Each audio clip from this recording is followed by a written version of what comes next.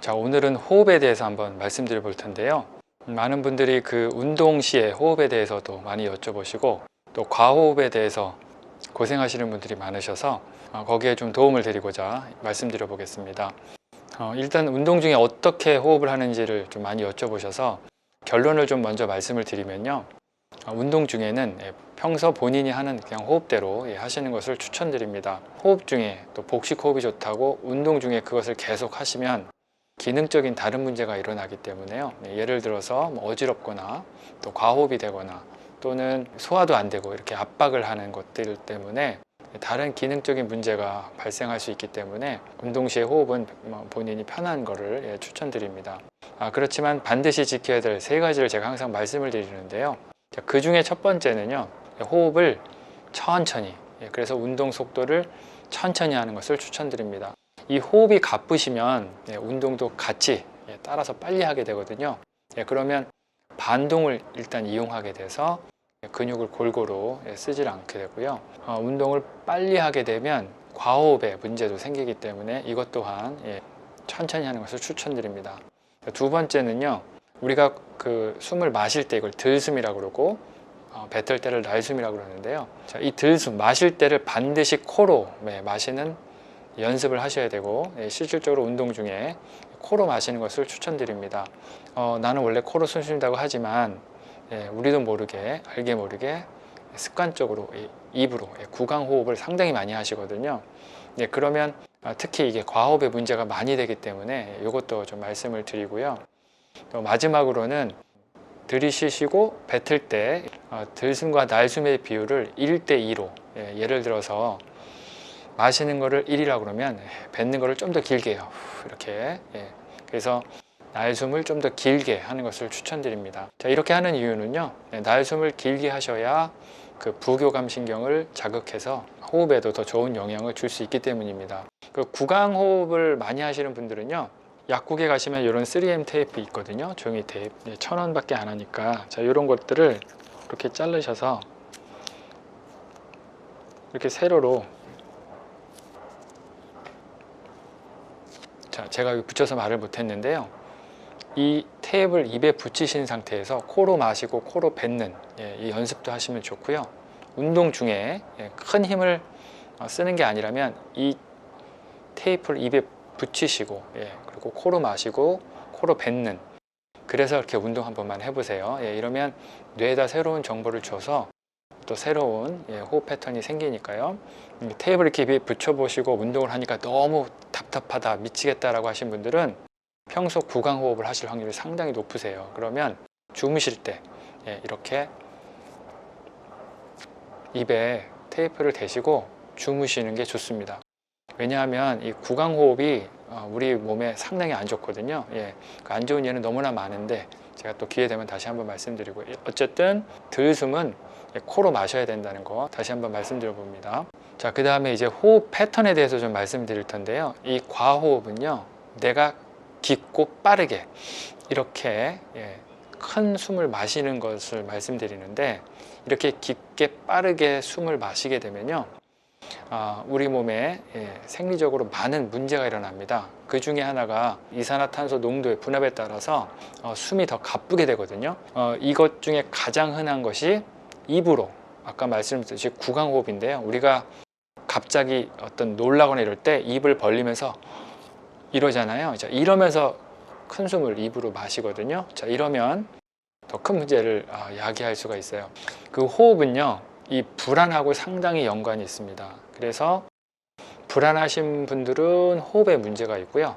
또 호흡에 문제가 있는 분들은, 특히 가쁘거나 이러신 분들은 상당히 불안해 하시거든요. 그래서 이 두 가지는 상당히 연관이 있는데, 자, 호흡을 되게 가쁘게 하는 많은 원인들이 있습니다. 그 원인을 제가 크게 한 5, 6가지로 좀 말씀드려 볼 텐데요. 자, 첫 번째는 우리 몸이 더우면요, 열을 발산하기 위해서 날숨이 가쁘게 되거든요. 자, 그러면 호흡이 가쁘게 되고요. 또 하나는 우리 몸의 그 혈액의 pH라는 게 있습니다. 이 pH라는 그 농도가 일정해야 되는데 우리 몸이 산이 되면 호흡을 가쁘게 하게 됩니다. 스트레스는 내가 육체적으로 너무 과로해도 그렇고요. 또 이모셔널 스트레스, 감정적으로 너무 많이 스트레스 받아도 호흡이 가쁘게 되고요. 또 하나는 이제 술 같은 거 많이 드시면 그것도 똑같이 pH 산이 돼서 호흡이 가쁘게 됩니다. 또 하나, 평상시에 그 탄산음료 좋아하시는 분 계시죠?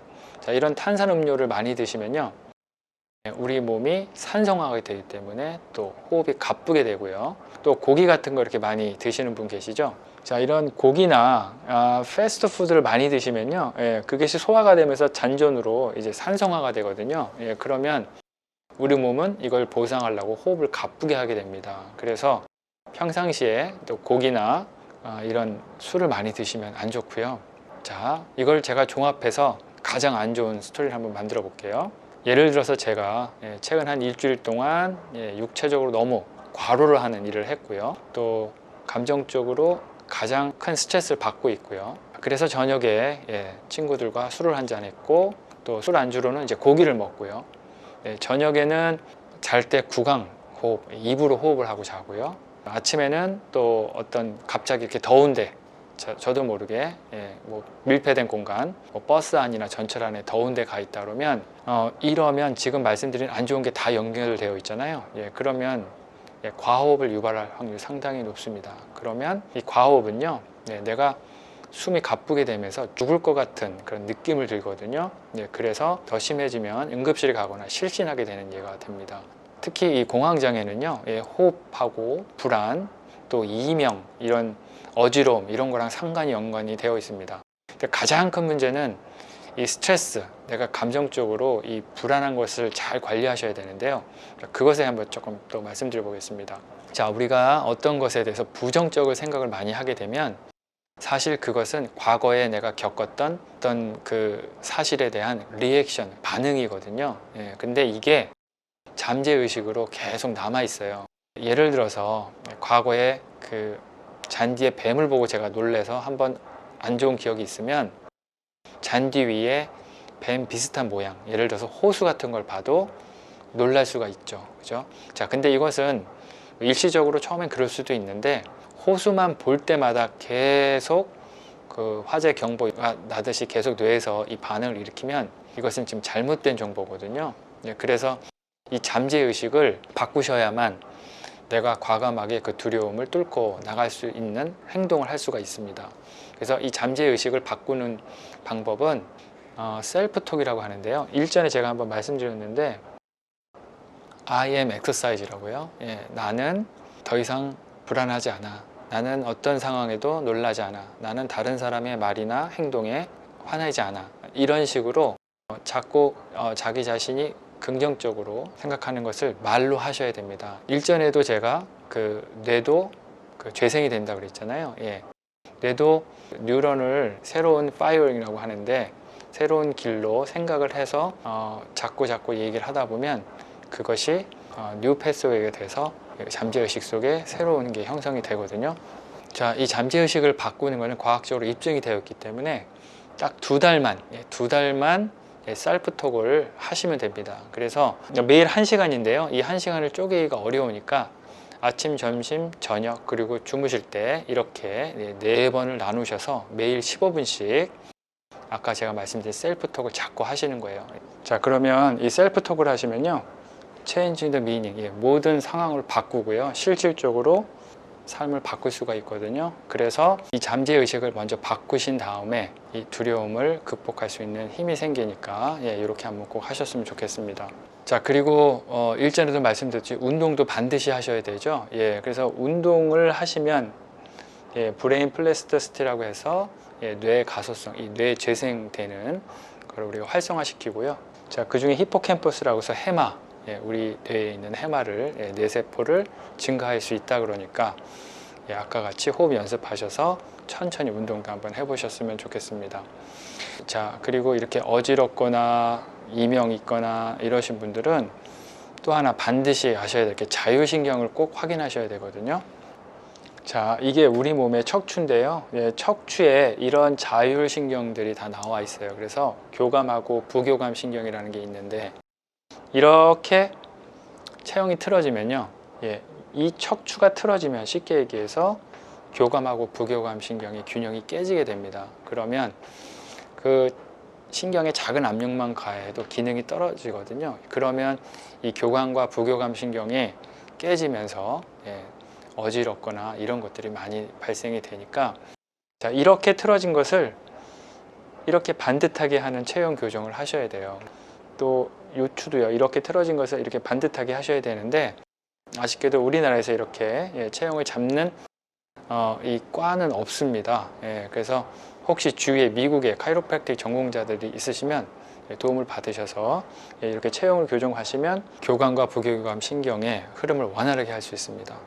실질적으로 제가 미국 그 클리닉에 있을 때요, 이렇게 어지러움, 이명, 공황장 있으신 분들이 이 교정 후에 바로 졸렵다는 분도 계셨고, 그날 잠을 잘 편히 주무셨다고 많이 말씀하셨거든요. 이것은 또 부교감 신경이 바로 활성화가 된 예라서, 그래서 꼭 도움을 좀 받으셨으면 좋겠고요. 제가 무릎 재생에도 말씀드렸듯이 요 호흡도 똑같습니다. 첫 번째가 체형 교정을 하는 거고요, 두 번째가 엑서사이즈, 그다음 세 번째가 드시는 거, 그 다음에 잠을 충분히 주무셔야, 이 잠을 주무실 때 우리 몸의 모든 세포는 재생되기 때문이죠. 자, 그리고 마지막으로 명상 또는 기도인데, 제 개인적인 말씀을 좀 드리면, 보통 이 과호흡 때문에 이런 어지러움, 또 불안, 또 공황장애, 이런 이명 때문에 힘들어하는 분이 많이 계신데요, 이게 사실 우리 의지대로 되기가 상당히 어렵거든요. 이 하나님을 의지하시면요, 하나님은 이것을 이길 능력을 주십니다. 그래서 우리가 그 힘들어도 담대하게 이겨나갈 수 있는 그런 힘이 생기니까 하나님을 잘 붙잡으셨으면 좋겠습니다.